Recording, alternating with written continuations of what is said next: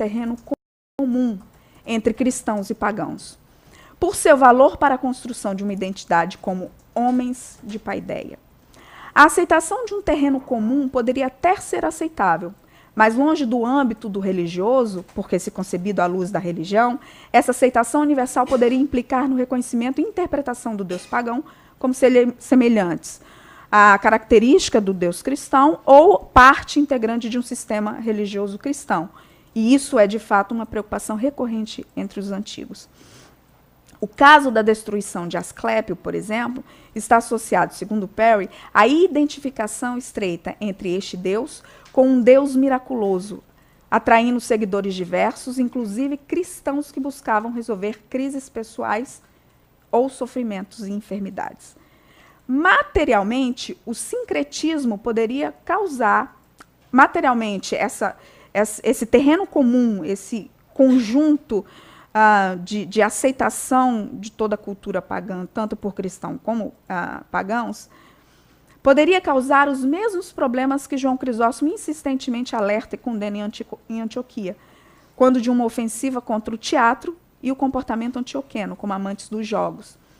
Nesse sentido, a destruição da estátua de deuses, heróis e personificações relaciona-se com os espaços de acesso e disputas, a zona rural como importante zona de atuação cristã também. E com a aparência das estátuas, que poderia evocar as representações e virtudes de uma moralidade imaginada de personagens importantes da história cristã. E, portanto, atraía também grupos de cristãos que prestavam culto num claro movimento de transgressão de fronteiras religiosas, que colocaria em xeque a identidade cristã, idealizada entre os chamados padres da igreja.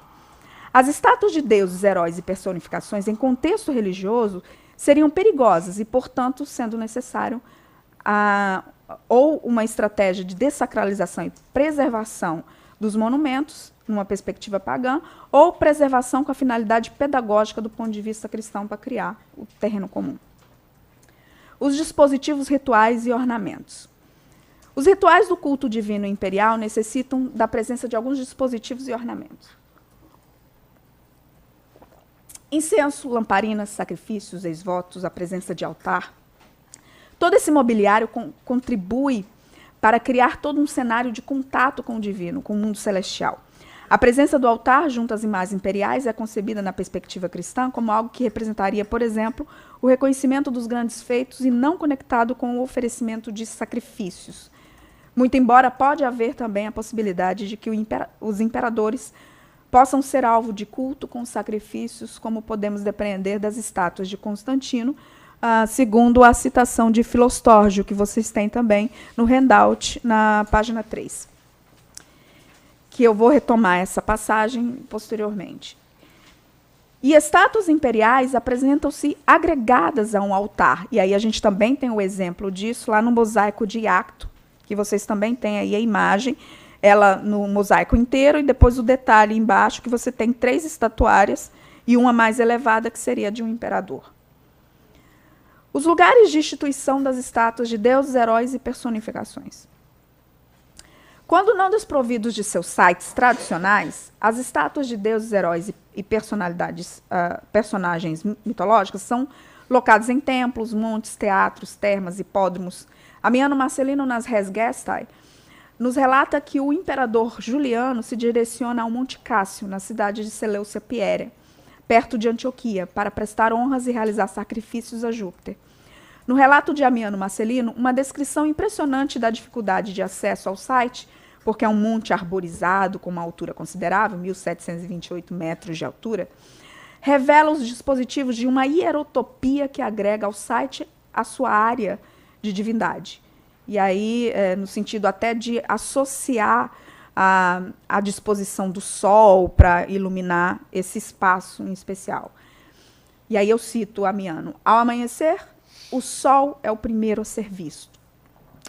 Ademais, reforça o cânone tradicional de atitudes frente a uma divindade. E quando ele, Juliano, estava oferecendo seu sacrifício a Júpiter, ele de repente viu um homem prostrado ao chão e com palavras de súplica implorava pela vida e pelo perdão.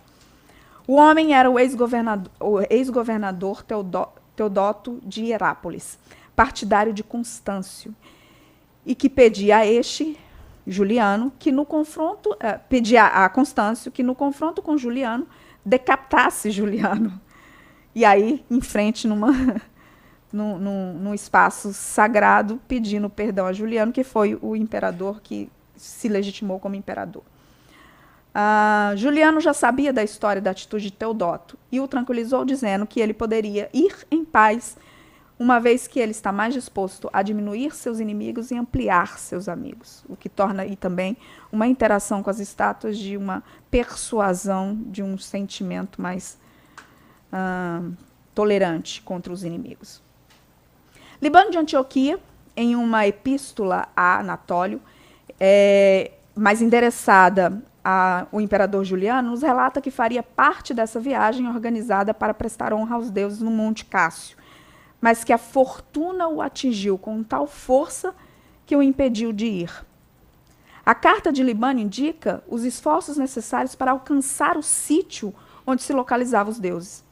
Em Antioquia é impressionante também a presença de divindades no espaço do privado, nas vilas romanas, dos arredores da urbs, representada em mosaicos, estátuas, como vimos também da coleção apresentada, que eu vou retomar também depois. Os lugares, e aí eu passo para os lugares de instituição de estátuas imperiais. No século IV d.C., Severiano de Cabala, na De Mundi Creatione Horácio, ele cita... Não tem no handout, não. Tem não. Considere quantos oficiais existem em todo o mundo, e já que o imperador não podia estar presente para todos, foi necessário erigir estátuas do imperador em tribunais, nos mercados, assembleias públicas e teatros. Em cada lugar, pois o imperador é um ser humano e não pode estar em todos os lugares. E aí eu retomo a borda topográfica de Iacto, que é possível a gente observar, e justamente com toda essa descrição, a presença de 3 estátuas, erigidas em uma praça onde há uma árvore. Acho que tem no handout tem. Não tem. Eu pensei que eu tinha colocado. Mas no handout tem. Após a cena de 2 jogadores, que vocês podem acompanhar aí pela representação aí do mosaico.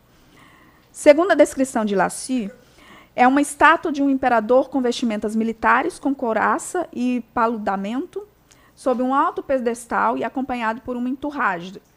As 2 outras estátuas locadas em um pedestal mais baixo, a presença de imação e bastão, sinais de autoridade, que pode ser representações de funcionários de alto ranking. E aí eu retomo, então, a coleção de estátuas na Vila Antioquena. Em Antioquia, de acordo com as evidências textuais, João Malalas, Libânio, João Crisóstomo, as estátuas imperiais se localizavam no interior da cidade, na urbis, escapando, nos parece, de espaços como Monte Sílpio e regiões de altitude elevada.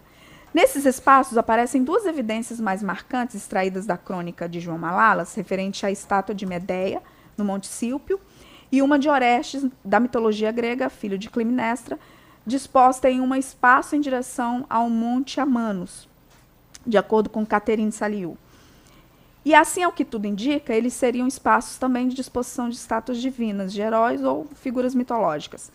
Embora não sejam os únicos espaços, uma vez que há, na zona rural de Antioquia, templos, se considerarmos as declamações de Libânio sobre as pinturas do Buleutério de Antioquia, que apresenta, mesmo que de forma retórica, de forma de um exercício de ensino de como fazer, de como se pronunciar, sobre pinturas no Buleutério de Antioquia, que apresenta, mesmo de forma retórica, a presença de um templo atrás das árvores que pode haver a estátua de uma divindade. E aí retomo de novo, inclusive, a oração pro templis, que Libânio produz uma defesa dos templos que relacionam-se com a zona rural. Isso também não significa pensar que a estatuária de deidades estivesse ausente do espaço urbano, mas cada um com suas características específicas. Na cultura material, e aí falando da coleção de estátuas, que foi evocada aqui no início dessa apresentação, um outro espaço nos é apresentado, e é justamente essa contribuição que me parece que essa coleção vem trazer. O da vila, o espaço doméstico, residencial. E ao contrário do que tem sido proposto como uma dessacralização em favor da compreensão desse conjunto de esculturas, escultura aí pensando como vinculada à questão artística, como arte, argumentamos que as estátuas de deuses, heróis e personificações em Antioquia, pelo menos, ainda permaneceram desempenhando um papel importante no sistema de crenças romanas na Antiguidade Tardia, no âmbito da religião. Houve um processo de relocação desses objetos e um processo de dessacralização, que não implicou na ausência da continuidade dos cultos e adorações. Novas estratégias foram criadas, demonstrando ainda a força e vitalidade de uma cultura romana tradicional resiliente e cuja vitalidade recebe novos contornos de interpretação. As imagens imperiais, por seu turno, ampliaram seus espaços de atuação, se incluindo no cotidiano antioqueno e também promovendo uma sacralidade particular, que ora ascende as imagens imperiais ao status de divindades, ou ao status de sacralidade, pelo menos. Assim, essa concepção de divisão dos âmbitos do político, segregado do âmbito do religioso, ou do artístico, segregado do âmbito do religioso, é apenas aparente. As estátuas imperiais seriam, em nossa opinião, também objetos de sacralidade e divindade, apresentando, contudo, essas particularidades que a gente vem discutindo ao longo do texto. Na intersecção entre o político e o religioso e o artístico, as imagens imperiais erigidas em espaço urbano, povoando e habitando nas ruas de Antioquia, convivendo com os antioquenos, não implica conceber que essas imagens apenas à luz de um âmbito político, uma vez que seus espaços de disposição, só a princípio, também podem ser considerados unicamente como espaços políticos. Dentre o conjunto de estátuas imperiais, somente temos evidência de um tratamento divino referente às estátuas de Constantino. E aí eu tomo a passagem de Filostórgio, que indica o imperador morto. Então, e aí ele cita, Filostórgio, os inimigos de Deus acusam os cristãos de venerarem com sacrifícios a imagem de Constantino, erigida em coluna porfiroide, de prestar honras com velas e incensos, ou de realizar orações como se faz a um deus, e fazer súplicas para se evitar as calamidades. As imagens imperiais que poderiam receber culto seriam certamente o de imperadores mortos, e possivelmente o de imperadores vivos, pela ambiguidade que se infere quando essas estão em companhia ou próximas a estátuas divinas.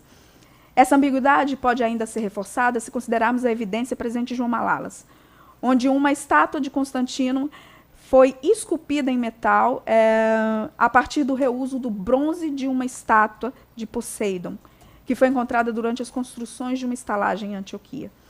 A estátua de Poseidon, que segundo Malalas funcionava como talismã de proteção à cidade, foi derretida, transformada numa estátua de Constantino e erigida frente ao pretório.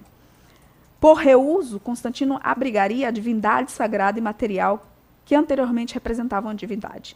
Logo, para concluir, o que essa coleção de Antioquia nos convida a conhecer e refletir é o tema da estatuária do espaço da vila, não somente como arte, mas como imagens potencialmente alvos de culto, reverência, defesa de uma ordem de mundo no qual imperadores e divindades ainda são vívidas aos olhos de quem visita as vilas em Antioquia entre os séculos IV e V. E talvez, quem sabe, esse estudo de caso possa, de alguma forma, estimular uma revisita ao caso de Cícero, em sua vila, uma vez que a religião é parte importante dessa grande personagem romana, como temos observado pelas várias apresentações da importância da religião no pensamento de Cícero.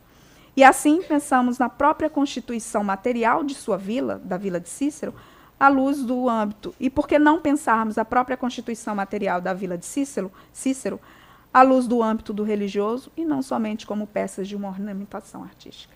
Obrigada.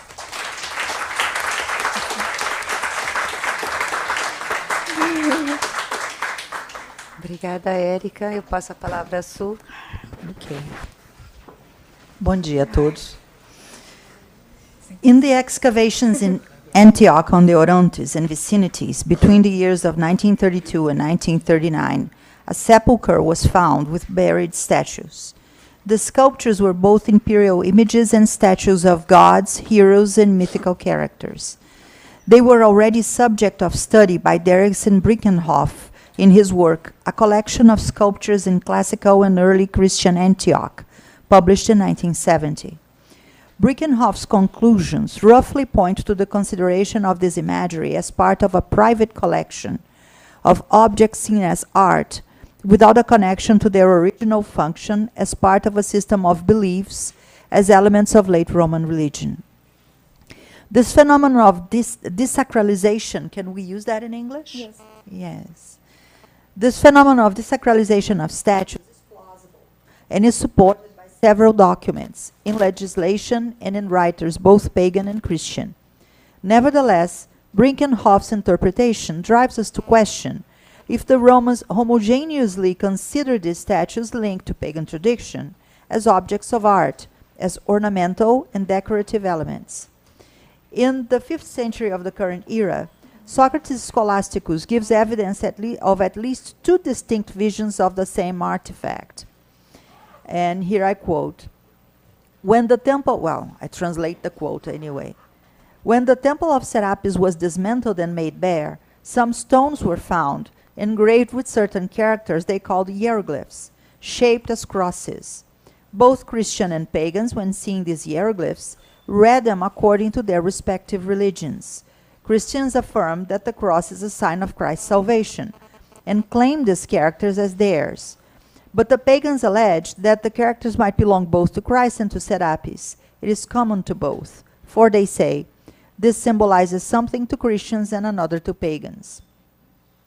Seen under this light, the simple relocation and desacralization of these objects, with the inclusion of new layers of cultural and political interpretation, does not mean depriving them totally of divine sacredness. But, if we presuppose that there is a desacralization, it seems appropriate to ask whether there is an action of desacralization and relocation of objects of cult and adoration. There might be other interests at play besides simple aesthetic sense that we might see as related to a motion of creation of social distance, as argues Peter Brown.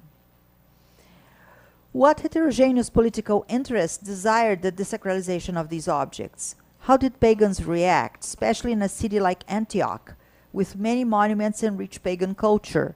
And even though John Chrysostom declares that the Syrian metropolis was the place where the Christians were first recognized as such, considering it a Christian city. The chapter Divine Statues in the Works of Libanius of Antioch by Alan Perry gives indications for answers to these questions. For the author, Libanius accepted the desacralization of the objects in temples as part of a strategy of resistance and preservation of the cultural and religious inheritance, pagan inheritance. Yes.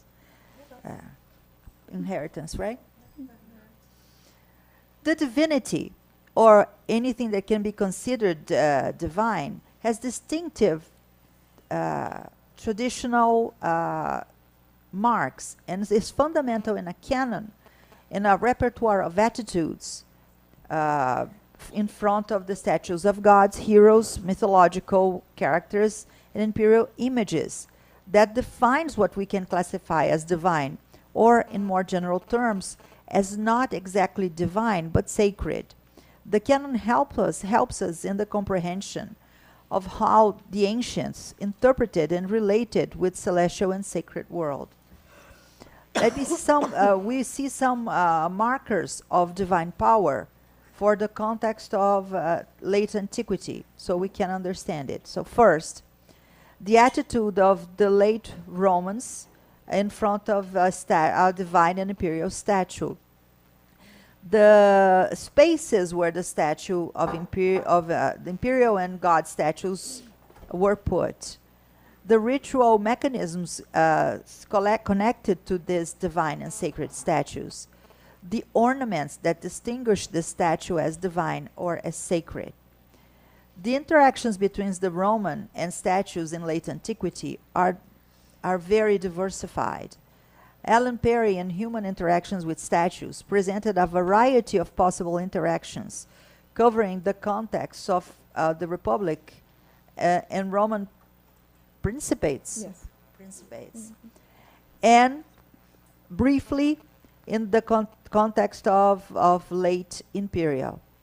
Among these attitudes in front of a divine statue, and that means gods, heroes, or personifications, Perry highlights images of gods, for example, could be bathed, dressed, fed, carried in procession, crowned with flowers. Statues could be touched as part of regular rituals, or in cases of expiation of a prodigy. And occasionally, a specific statue could attract frequent touches of devotion. In late antiquity, another possibility of interaction, a more discreet one, could also be identified. According to Ellen Perry, the attitude of Libanius in front of Agalma, a statue of an unidentified divinity, is described as a silent supplication without looking up and addressing the statue, hugging his knees with his arms, with his head laid low, and wetting or soaking the mantle of the god with his own tears. Perry argues that this attitude can be related to two laws. One dated at 381, referring to the prescriptions on the way of interaction with divinities. And that means honoring the gods with recatadas. Sorry? Recatadas. Pudica também. Pudica? Pode falar em pudicite. Pudicit? Okay, pudicit. Okay, so honoring the god with pudicit prayers. Pudicit prayers. And then in Latin, castis deum precibus excolendum. Yeah. And the law of 382, Theodosius asks the opening of temples not for adoration, but for admiration of art, of a cultural inheritance that is very important and significant for the inhabitants of the imperium, of the imperium.